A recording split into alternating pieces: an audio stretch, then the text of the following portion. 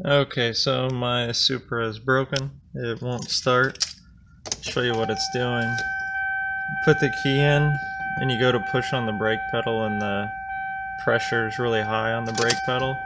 The ignition comes on and you hear that ticking noise. And when you go to start it, nothing.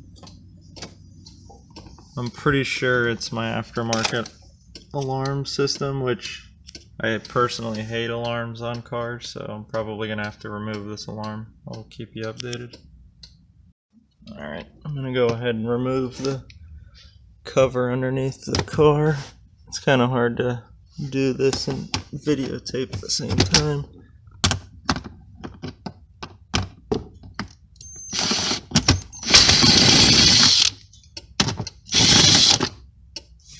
It's starting to make that ticking noise again.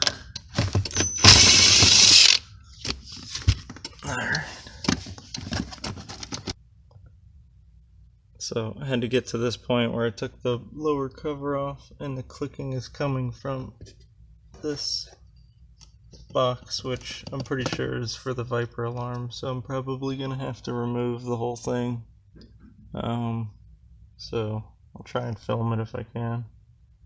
Okay, so here is the Viper alarm box.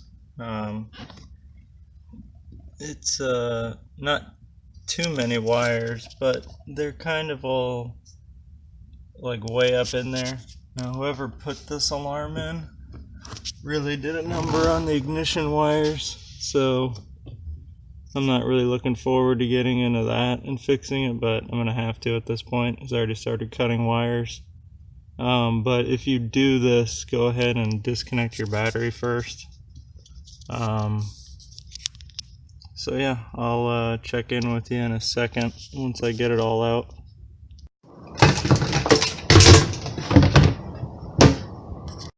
Alright, let's see if removing the alarm fixed it.